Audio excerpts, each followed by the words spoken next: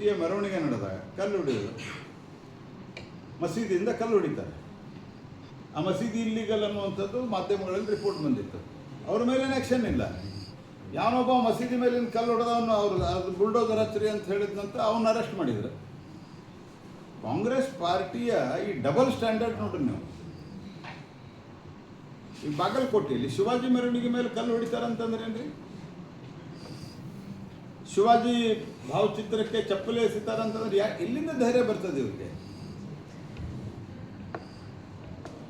ಯಾವಾಗ ಇವ್ರನ್ನ ಕಾಂಗ್ರೆಸ್ ಪಾರ್ಟಿಯವರು ಈ ಇಸ್ಲಾಮಿಕ್ ಮತಾಂಧ ಶಕ್ತಿಗಳನ್ನು ನಮ್ಮ ಬ್ರದರ್ಸ್ ಅಂತ ಕರೀತಾರಲ್ಲ, ಆವಾಗ ಇವೆಲ್ಲ ಬರ್ತಾವೆ. ಬೆಂಗಳೂರಿನಲ್ಲಿ ಒಂದು ಕೆಫೆಯಲ್ಲಿ, ರಾಮೇಶ್ವರ್ ಕೆಫೆಯಲ್ಲಿ ಬಾಂಬ್ ಬ್ಲಾಸ್ಟ್ ಆಯ್ತು. ಏನು ಹೇಳಿದ್ರು ಇವರು? ಫಸ್ಟ್ ಸ್ಟೇಟ್ಮೆಂಟ್ ಏನು ಸರ್ಕಾರದ್ದು? ಸಿಲಿಂಡರ್ ಬ್ಲಾಸ್ಟ್ ಆಗಿರ್ಬೋದು ಅಂತ. ಎರಡನೇ ಸ್ಟೇಟ್ಮೆಂಟ್ ಏನು? ಡಿ ಕೆ ಶಿವಕುಮಾರ್ ಅವ್ರದ್ದು ರೈವಲಿ ಅವರು ಎರಡು ಹೋಟೆಲ್ಗಳ ಮಧ್ಯೆ ರೈವಲರಿ ಅದು ಅದಕ್ಕೆ ಮಾಡಿದ್ರು ಅಂತ. ಬೆಂಗಳೂರಾಗ ಬಾಂಬ್ ಬ್ಲಾಸ್ಟ್ ಆದಾಗ ಏನು ಹೇಳಿದ್ರು? ಅವ್ರು ನಮ್ಮ ಬ್ರದರ್ಸ್ ಅಂತ ಹೇಳಿದ್ರು. ನೀವು ಯಾವಾಗ ಅವ್ರನ್ನ ಬ್ರದರ್ಸ್ ಮಾಡ್ಕೋತೀರಿ? ಬ್ರದರ್ಸ್ ನಿಮಗೆ ಬರೋಬ್ಬರಿ ಬತ್ತಿ ಇಡ್ತಾ ಇದ್ದಾರೆ. ಕಾನೂನು ಸುವ್ಯವಸ್ಥೆಯಲ್ಲೇ ಶಿವಾಜಿ ಮಹಾರಾಜರದು ಅಧಿಕೃತವಾಗಿ ಸರ್ಕಾರ ಅನೌನ್ಸ್ಮೆಂಟ್ ಮಾಡಿದೆ. ಶಿವಾಜಿ ಜಯಂತಿಯನ್ನು ಸರ್ಕಾರದ ಆಚರಣೆಯನ್ನಾಗಿ ಮಾಡುವಂಥದ್ದು. ಅವರು ಈ ರೀತಿ ಕೊಬ್ಬಲಿಕ್ಕೆ ಬಿಟ್ಟಿದ್ದಾರೋ, ಮತ್ತು ಅಲ್ಲಿ ಅವ್ರ ಮೇಲೆ ಒತ್ತಡ ಏನು ಅಂತಂದ್ರೆ, ಆನಂತರ ಪೊಲೀಸರ ಮೇಲೆ ಒತ್ತಡ ಏನಂತಂದ್ರೆ, ಅಲ್ಲಿ ಒಂದಿಷ್ಟು ಮುಸಲ್ಮಾನರನ್ನ ಅರೆಸ್ಟ್ ಮಾಡಿದ್ರೆ, ಈ ಕಡೆ ಹಿಂದೂಗಳನ್ನ ಅರೆಸ್ಟ್ ಮಾಡಿ. ಯಾಕೆ ಹಿಂದೂಗಳನ್ನ ಅರೆಸ್ಟ್ ಮಾಡಬೇಕು? ಯಾರು ಕಲ್ಲು ಹೊಡೆದಾರ, ಯಾರು ಚಪ್ಪಲಿ ಹೋಗದಾರ ಅವ್ರ ಮತ್ತೆ ಒಂದೊಳಗೆ ಹಾಕ್ಬೇಕಲ್ಲ. ಹಾಗಾಗಿ ಸರ್ಕಾರ ಒಂದು ಸಂಪೂರ್ಣವಾದಂಥ ಒನ್ ಸೈಡೆಡ್ ಅಪ್ರೋಚ್, ತುಷ್ಟೀಕರಣದ ವೋಟ್ ಬ್ಯಾಂಕಿನ ರಾಜಕಾರಣ. ಹಾಗಾಗಿ ಈ ಸಮಸ್ಯೆಗಳು ಕ್ರಿಯೇಟ್ ಆಗ್ತಾ ಇದೆ. ಎರಡನೇದ್ದು, ಕಾಂಗ್ರೆಸ್ ಗುಂಡಾಗಳು AI ಸಮಿಟ್ ಮೇಲೆ ಹೋಗಿ ದಾಳಿ ಮಾಡಿದ್ದಾರೆ.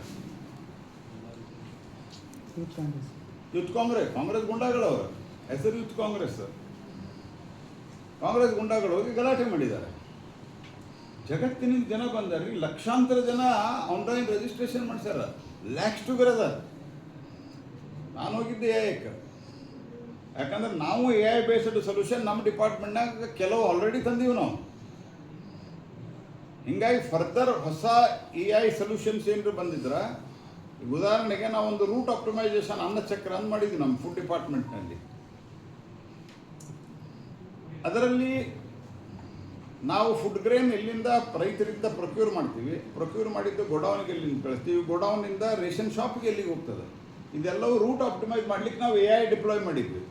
250 ಕೋಟಿ ರೂಪಾಯಿ ಉಳಿತು ನಮ್ಗೆ. 250 crores we have saved in 1 year. ಹಾಗಾಗಿ ಇಡೀ ಜಗತ್ತಿನಿಂದ ಜನ ಬಂದಿದ್ದಾರೆ. ಹೂ ಈಸ್ ಹೂ ಅನ್ನುವಂಥ ಎಲ್ಲ ಉದ್ಯಮಪತಿಗಳು ಬಂದಿದ್ದಾರೆ. ಅನೇಕ ದೇಶಗಳ ಮುಖ್ಯಸ್ಥರು ಬಂದಿದ್ದಾರೆ, ದೇಶಗಳ ಮಂತ್ರಿಗಳು ಬಂದಿದ್ದಾರೆ. ನೀವಲ್ಲೇ ಭಾರತದ ಮರ್ಯಾದೆ ಕೇಳ್ತೀರಂದ್ರೆ ಏನರ್ಥ ಇದೆ? ರಾಹುಲ್ ಗಾಂಧಿಗಂತೂ ಬುದ್ಧಿ ಇಲ್ಲ. ಒಬ್ಬ ಅಪ್ರಬುದ್ಧ ಅಬೋಧ ಬಾಲಕ್ ಅಂತ ಹೇಳಿ ಮೊನ್ನೆ ಏನು ಹೇಳ್ತಾರಲ್ಲ ನಡ್ಡಾ ಅವರು, ಅಬೋಧ ಬಾಲಕ್ ಅವರು. ಈ ರಾಹುಲ್ ಗಾಂಧಿ ಅವರಿಂದ ಏನು ನಾವು ನಿರೀಕ್ಷಣೆ ಮಾಡೋದಿಲ್ಲ. ಯಾಕಂದ್ರೆ ತಲೆಯೊಳಗೆ ಬುದ್ಧಿನೇ ಇಲ್ಲ ಅಂತಂದ್ಮೇಲೆ ಅವ್ರಿಗೇನು ಹೇಳಲಿಕ್ಕೆ ನಾವು ಸಾಧ್ಯ ಇಲ್ಲ. ಖರ್ಗೆ ಅವರು ಇಲ್ಲಿಯವರು ರಾಷ್ಟ್ರೀಯ ಕಾಂಗ್ರೆಸ್ ಅಧ್ಯಕ್ಷರು. ದೇಶದ ಮರ್ಯಾದೆ ಕಳಲಿಕ್ಕೆ ನಿಮಗೇನಾದರೂ ಈ ರೀತಿ ನಾವು ಮಾಡಬಾರ್ದು, ಇದು ದೇಶದ ಘನತೆ ಗೌರವಕ್ಕೆ, ದೇಶದ ಸಾಧನೆ. This is the achievement of the government ಅಲ್ಲ, ಇದು this is the achievement of the country. ದೇಶದ ಯುವಕರು ಮಾಡ್ತಾ ಇದ್ದಾರೆ ಈ ಕೆಲಸ. ಹಾಗಾಗಿ ಇದಕ್ಕೆ ನಿಮಗೇನಾದರೂ ಸ್ವಲ್ಪ ಸೆನ್ಸ್ ಇದ್ರೆ ನೀವು ದೇಶದ ಕ್ಷಮೆಯನ್ನು ಕೋರಬೇಕು ಅಂತ ನಾನು ಖರ್ಗೆ ಅವ್ರಿಗೆ ಹೇಳ್ತೇನೆ. ರಾಹುಲ್ ಗಾಂಧಿಗೆ ಹೇಳಿದ್ರಾಗ ಅರ್ಥನೇ ಇಲ್ಲ. ಮೋಸ್ಟ್ ಇಮ್ಮೆಚ್ಯೂರ್ಡ್ ಆ್ಯಂಡ್ ಯಾವುದೇ ಪಾಲಿಟಿಕ್ಸ್, ದೇಶದ ಆಡಳಿತದ ಬಗ್ಗೆ, ದೇಶದ ರಾಜಕಾರಣದ ಬಗ್ಗೆ ಗಂಭೀರತೆ ಇಲ್ಲ. ಸೆಷನ್ ಮುಗಿದ ತಕ್ಷಣ ಇನ್ನೂ ಅರ್ಧ ಸೆಷನ್ ಇದ್ದಾಗ ವಿದೇಶಕ್ಕೆ ಕೂಡಿ ಹೋಗ್ತಾರೆ, ಎಲ್ಲಿ ಹೋಗ್ತಾರೆ ಅಂತ ಇನ್ಫಾರ್ಮೇಷನ್ ಕೊಡೋದಿಲ್ಲ. ಸೆಕ್ಯೂರಿಟಿ ಇಲ್ಲದೆ ಹೋಗ್ತಾರೆ. ಸೆಕ್ಯೂರಿಟಿ ಕೊಟ್ಟಿಲ್ಲ ಅಂತಂದ್ರೆ ಸೆಕ್ಯೂರಿಟಿ ಕೊಟ್ಟಿಲ್ಲ ಅಂತಾರೆ, ಸೆಕ್ಯೂರಿಟಿ ಬಿಟ್ಟು ಹೋಗ್ತಾರೆ. ಸೊ ಆತ ಒಬ್ಬ ನಿರ್ಲಜ್ಜ, ಈ ಒಂಥರ ದಾರಿ ತಪ್ಪಿದ ಮಗ ಆಗಿರ್ತಾರಲ್ಲ, ದಾರಿ ತಪ್ಪಿದ ಮಗ ಅವರು. We don't expect anything from him. ಅಲ್ಲ, ಯಾಕೆ ಪ್ರೊಟೆಸ್ಟ್ ಯಾಕೆ ಮಾಡಿದ್ರಿ ಸರ್? ದರ್ ಇಸ್ ನೋ, ಅವ್ರಿಗೆ ಕೇಳ್ಬೇಕು, ರಾಹುಲ್ ಗಾಂಧಿ ಕೇಳ್ಬೇಕು. ಅದು ಯೂನಿವರ್ಸಿಟಿ ಒಂದು ಕಾಂಟ್ರವರ್ಸಿ ಐತೆ ಸರ್. ಯಾವುದಾದ್ರು ಚೀನಾದು ರೋಬೋಟ್ ನಾಯಿ ತಂದು ಇದು ಮಾಡಿದ್ರೆ ಆ ಇಶ್ಯೂ ಇಟ್ಕೊಂಡು ಇದು ಮಾಡಿದ್ರೆ ನೋಡ್ರಿ, ಅಲ್ಲೇ ನೀವು ಅನೇಕರು ಇಲ್ಲಿ ಇದ್ದಂಥವರು ಆ ಭಾರತ್ ಮಂಟಪಂ ನೋಡಿರಿಲ್ಲ, ನನಗೆ ಗೊತ್ತಿಲ್ಲ. ಜಗತ್ತಿನ ಕೆಲವು ದೇಶಗಳಲ್ಲಿ ಆ ರೀತಿಯಾದಂಥ ಒಂದು ಇನ್ಫ್ರಾಸ್ಟ್ರಕ್ಚರ್ ಕೇವಲ 3 ವರ್ಷದೊಳಗೆ ರೆಡಿ ಆಗಿದೆ. It is so vast. ಅಲ್ಲಿ ನೀವು 25 ಜನರ ಮೀಟಿಂಗು ಮಾಡ್ಬೋದು, 250 ಜನರ ಮೀಟಿಂಗು ಮಾಡ್ಬೋದು, 25,000 ಜನರ ಮೀಟಿಂಗು ಅಲ್ಲಿ ಇಂಡೋರ್ ಮಾಡ್ಬೋದು ನೀವು, ಮತ್ತು ಅಷ್ಟೇ ಪ್ರಮಾಣದಲ್ಲಿ ಎಕ್ಸಿಬಿಷನ್ ಮಾಡ್ಬೋದು. ಹೀಗಾಗಿ ಬಹಳಷ್ಟು ಜನ ಬಂದಿದ್ದಾರೆ. ಇಫ್ ಸಂಬಡಿ ಹ್ಯಾಸ್ ರಾಂಗ್, ಈಗ ನೀವು ಒಂದು ಸ್ಟಾಲ್ ಬುಕ್ ಮಾಡಿ ನೀವೇನೋ ಅಲ್ಲಿ ಸುಳ್ಳಿಟ್ರ ಅದು ಸರ್ಕಾರ ತಪ್ಪಲ್ಲ. ಅದು ಅವ್ರು ಇಟ್ಟಿದ್ದಾರೋ ಏನು ಮಾಡಿದಾರೋ ಅದೆಲ್ಲ ಆ್ಯಕ್ಷನ್ ಆಗಿದೆ already. What is this nonsense? ಫ್ರೆಂಚಿನ ಪ್ರೆಸಿಡೆಂಟ್ ಹಿಡ್ಕೊಂಡು ಎಲ್ಲರೂ ಬಂದಿದ್ದಾರೆ. ದೇಶದ ಪ್ರಮುಖ ಉದ್ಯೋಗ ಅಂದರೆ ಏನು, ಗೂಗಲ್ ಇದೆ, ಈ ಥರ ಮೈಕ್ರೋಸಾಫ್ಟ್, ಅದರ ಮುಖ್ಯಸ್ಥರು ಬಂದಿದ್ದಾರೆ. You are talking all these nonsense things. Sheer irresponsibility, shamelessness. Sir, ಇದ್ರ ಬಗ್ಗೆ ಸ್ನೇಹಮಯಿ ಕೃಷ್ಣ ಅವ್ರ ಮೇಲೆ ಎಲಿಗೇಷನ್ ಇದ್ರೆ ಅದ್ರ ಬಗ್ಗೆ ಈ ಮೊದಲೇ ಹೇಳಬೇಕಾಗಿತ್ತು. ಆವಾಗ ಸಿದ್ದರಾಮಯ್ಯನವರ ವಿರುದ್ಧವಾಗಿ ಅವರು ಲೋಕಾಯುಕ್ತಕ್ಕೆ ಕಂಪ್ಲೇಂಟ್ ಕೊಟ್ಟಾಗಲೂ ಸಹಿತ ಲೋಕಾಯುಕ್ತರು ಸಿದ್ದರಾಮಯ್ಯನವ್ರಿಗೆ ಏನು ಮಾಡಲಿಲ್ಲ, ಇವ್ರಿಗೆ ತೊಂದರೆ ಕೊಡೋಕ್ಕೆ ಶುರು ಮಾಡಿದ್ದಾರೆ. ಈಗ ನಿನ್ನೆ ಅವರು ಚೀಫ್ ಸೆಕ್ರೆಟರಿ ಅವರ ವಿರುದ್ಧ ಮಾತನಾಡಿದ್ದಾರೆ ಅನ್ನೋದು ನಿನ್ನೆ ಹೊಸದಾಗಿ ಬಂದಿರುವಂಥ ಎಲಿಗೇಷನ್. ಅದು ತಪ್ಪಿದ್ರೆ chief secretary has got all right. ತಪ್ಪು ನಾನು ಸರಿ ಇದೆ ಅಂತ ನಾನೇನು ಹೇಳ್ತಾ ಇಲ್ಲ. I am not telling what he has alleged against chief secretary ಸರಿ ಇದೆ ಅಂತನ್ನುವಂಥದ್ದು ನಂದು ಕ್ಲೇಮಲ್ಲ ಇದೆ. ನಾನು ಭಾಳ ಸ್ಪಷ್ಟವಾಗಿ ಹೇಳಲಿಕ್ಕೆ ಬಯಸ್ತೇನೆ. ಆದರೆ ಅವರು ಎಲಿಗೇಷನ್ ಮಾಡಿದರೆ ಕಾನೂನಿನ ಪ್ರಕಾರ ಕ್ರಮ ಕೈಗೊಳ್ಳಲಿಕ್ಕೆ ಅಧಿಕಾರ ಇದೆ. ಅದು ಇಮ್ಮಿಡಿಯೇಟ್ ಅರೆಸ್ಟ್ ಮಾಡಲಿಕ್ಕೆ ಏನು ಅಧಿಕಾರ ಇದೆ? What is the purpose of that? ಅದರ ಒಂದು ನೆಪ ಮಾಡಿಕೊಂಡು ಅರೆಸ್ಟ್ ಮಾಡಿದ್ದಾರೆ. ಮತ್ತು ನನಗೆ ಗೊತ್ತಿಲ್ಲ, ಈಗ ಅವರು ಅಲ್ಲಿದ್ದಂಥ ಯಾರೋ ಒಬ್ಬ ಅಧಿಕಾರಿ ವಿರುದ್ಧ ಅಲಿಗೇಷನ್ನು ಮಾಡಿದ್ರು ಅವರು, ಮೂಡಾ ಕಮಿಷನರ್ ಮೇಲೆ. ಅದರ ಮೇಲೆ ಮಾಧ್ಯಮದಲ್ಲಿ ಬಂದಿರುವಂತೆ, ಆನ್ಲೈನ್ ಮಾಧ್ಯಮದಲ್ಲಿ ಬಂದಿರುವಂತೆ ಸೈಬರ್ ಕ್ರೈಮ್ದಲ್ಲಿ ಅರೆಸ್ಟ್ ಮಾಡಿ. ಸೈಬರ್ ಕ್ರೈಮ್ ಹೆಂಗಾಗುತ್ತೆ ಅದು? ಈಗ ನಾನಿಲ್ಲಿ ಮಾತಾಡ್ತಾ ಇದ್ದೇನಪ್ಪ, ಅಕಸ್ಮಾತ್ ಈಗ somebody has got some objection, ಅವರು ಒಂದು ಕ್ರಿಮಿನಲ್ ಮಾನಹಾನಿ ಕೇಸ್ ಹಾಕ್ಬೋದು. ದೇ ಕೆನಾಟ್ ಡೈರೆಕ್ಟ್ಲಿ ಅರೆಸ್ಟ್ ಮಾಡಲಿಕ್ಕೆ ಕಾಗ್ನಿಸೆನ್ಸ್ ಅಫೆನ್ಸ್ ಅಲ್ಲದ. ದೇಶದ ಕಾನೂನು ಅದ, ಸಂವಿಧಾನ ಅದ.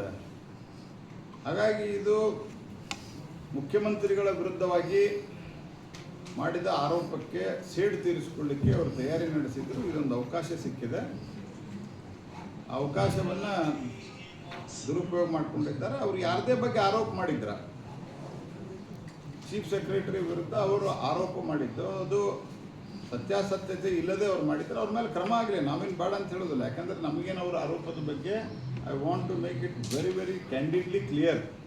ಅವರು ಮುಖ್ಯ ಕಾರ್ಯದರ್ಶಿಗಳ ಬಗ್ಗೆ ಮಾಡಿದಂಥ ಆರೋಪ ಇದು. ಅವರು ಯಾವ ಆಧಾರದ ಮೇಲೆ ಮಾಡಿದ್ದಾರೆ, ಏನು ಮಾಡಿದ್ದಾರೆ, ಇದಕ್ಕೂ ಯಾವುದೇ ನಿರ್ದಿಷ್ಟವಾದಂಥ ಎಲ್ಲ ಮಾಹಿತಿಗಳು ಅವ್ರೇನು ಕೊಟ್ಟಿಲ್ಲ. ಜನರಲ್ ಒಂದು ಆರೋಪ ಮಾಡಿದ್ದಾರೆ. If that is wrong, chief secretary has got all right. But so far ಅವರ ಕಂಪ್ಲೇಂಟ್ ಕೊಟ್ಟಿದ್ರ ಬಗ್ಗೆ ಯಾವುದೇ ರೀತಿಯಾದಂಥ ಮಾಹಿತಿ ಇಲ್ಲಿವರೆಗೆ ಬಂದಿಲ್ಲ. How can you immediately arrest him? ಅವರು ಸಿದ್ದರಾಮಯ್ಯನವರ ವಿರುದ್ಧವಾಗಿ ಒಂದು ಕಂಪ್ಲೇಂಟ್ ಕೊಟ್ಟಿದ್ದರಿಂದ ಲೋಕಾಯುಕ್ತಕ್ಕೆ ಅವರನ್ನು ಹ್ಯಾರಾಸ್ ಮಾಡುವಂಥ ಕೆಲಸ ನಡೆದಿದೆ. ಯಾವನೋ ಒಬ್ಬ ಕಾಂಗ್ರೆಸ್ ಮುಖಂಡ ಒಬ್ಬ ಲೇಡಿ ಆಫೀಸರ್ಸ್ಗೆ ಬಾಯಿ ಬಂದಂಗೆ ಬೈದಿದ್ನಲ್ಲ, ಅಲ್ಲೇ ಇದ್ದವ 15 ದಿವಸ ತೊಗೊಂಡ್ರು ಅರೆಸ್ಟ್ ಮಾಡಲಿಕ್ಕೆ. ಈ ಕಾರ್ಯಕ್ರಮದಲ್ಲಿ ಸಂಸ್ಥೆಯ ಎಲ್ಲ ಪದಾಧಿಕಾರಿಗಳು, ಮುಖ್ಯೋಪಾಧ್ಯಾಯರು, ಶಿಕ್ಷಕರು, ವಿದ್ಯಾರ್ಥಿಗಳು, ಪೋಷಕರು ಮತ್ತು ಮಕ್ಕಳು ಪಾಲ್ಗೊಂಡಿದ್ದರು. ನಮ್ಮ ದೇಶದೊಳಗೆ ಮತ್ತು ಇನ್ ಪರ್ಟಿಕ್ಯುಲರ್ ಕರ್ನಾಟಕದಾಗ ಪೊಲೀಸರ ಸಾಮರ್ಥ್ಯ ಯಾವುದ್ರಾಗೂ ಕಮ್ಮಿ ಇಲ್ಲ. ನಾನು ನಿಮ್ಗೆ ಹೇಳ್ತೇನೆ, ಪೊಲೀಸರಿಗೆ ಫ್ರೀ ಹ್ಯಾಂಡ್ ಕೊಟ್ಟು ನೀವು ನ್ಯಾಯಯುತವಾಗಿ ನೋಡ್ರಿ ಅಂದ್ರೆ ಪಟ್ ಒಂದು 2 ದಿವಸದಾಗ ಒಂದೇ ದಿವಸದಾಗ ಅವತ್ತೇ ಹೇಳ್ಕೊಂಬರ್ತಿದ್ರು. ಆದ್ರೆ ಎಲ್ಲದರೊಳಗೂ ರಾಜಕೀಯ ಹಸ್ತಕ್ಷೇಪದ ಕಾರಣದಿಂದ ಮತ್ತು ಅವರು ಮಾತು ಕೇಳಲಿಲ್ಲ ಅಂದ್ರೆ ಅವ್ರ ಮೇಲೂ ತೊಂದರೆ ಕೊಡೋದು ಅಲ್ಲಿನ ಕಾಂಗ್ರೆಸ್ಸಿನ ಜನಪ್ರತಿನಿಧಿಗಳು ಇದು ಒಂದು ಅಭ್ಯಾಸ ಆಗಿರೋದ್ರಿಂದ ಕಾಂಗ್ರೆಸ್ ಪಾರ್ಟಿಗೆ ತಮಗಲ್ಲಿ ಬೇಕಾದವರಿಗೆ ಅರೆಸ್ಟ್ ಮಾಡಲಿಲ್ಲ, ಇಲ್ಲೇ ಅವನು ಇಮಿಡಿಯೇಟಾಗಿ ಕಸ್ಟಡಿಗೆ ತೆಗೆದುಕೊಂಡಿದ್ದಾರೆ. ಇದೆಲ್ಲ ಪೊಲಿಟಿಕಲ್ ಪ್ರೆಷರ್. ಇದು ಬಾಗಲಕೋಟೆಯಲ್ಲಿ ಕೊಡೋದು ಸುಪ್ರೀಂ ಕೋರ್ಟು ಹೇಳಿದ್ದರ ಜೊತೆಗೆ ಒಂದು ಸಂಗತಿಯನ್ನು ನಾನು ಆ್ಯಡ್ ಮಾಡಲಿಕ್ಕೆ ಬಯಸ್ತೀನಿ. ಇಲ್ಲೇ ಖರ್ಗೆ ಸಾಹೇಬರೇ ಹೇಳಿದ್ದಾರೆ, ವಿಚಾರ ವಿನಿಮಯ ಮಾಡಲಾರ್ದ ಮಾಡಿದ್ದರಿಂದ ಗುಂಡಿ ತುಂಬಲಿಕ್ಕೆ ಸಹಿತ ನಮ್ಮ ಕಡೆ ದುಡ್ಡಿಲ್ಲ ಅಂಥೇಳಿ. ಹಾಗಾಗಿ ಕರ್ನಾಟಕದ ಈ ಒಂದು ಯೋಜನೆಗಳು ಸಂಪೂರ್ಣ ಆರ್ಥಿಕ ಹಡಿಯನ್ನು ತಪ್ಪಿಸಿದ್ದಾವೆ. ಹಾಗಾಗಿ ಯಾವುದೇ ರಾಜ್ಯ ಸರ್ಕಾರಗಳು ಮಾಡಬೇಕಾದ್ರೆ ಅಲ್ಲಿನ ಆರ್ಥಿಕ ಸ್ಥಿತಿಗತಿಯನ್ನು ನೋಡಿಕೊಂಡು ಮಾಡಬೇಕು. ಇದರ ಬೇಸಿಕ್ ಅರ್ಥ ಇದು.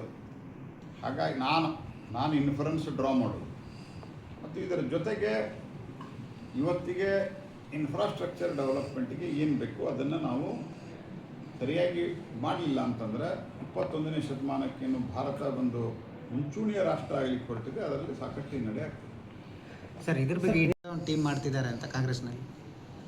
ಸರಿ, ಕಾಂಗ್ರೆಸ್ನೊಳಗೆ ನಾಳೆ ಬೆಳಿಗ್ಗೆ ಅದನ್ನು ಹೆಂಗಿದ್ರು ಮತ್ತೆ ಬರ್ತೀರಿ, ನಾಳೆ ಹೊಸದೊಂದು ಸುದ್ದಿಯಲ್ಲಿ. ಆದರೆ ಕಾಂಗ್ರೆಸ್ ಪಾರ್ಟಿಯೊಳಗೆ ಏನಾಗಿದೆ ಅಂತಂದ್ರೆ ಭಾಳಷ್ಟು ಗೊಂದಲಗಳಿದ್ದಾವೆ.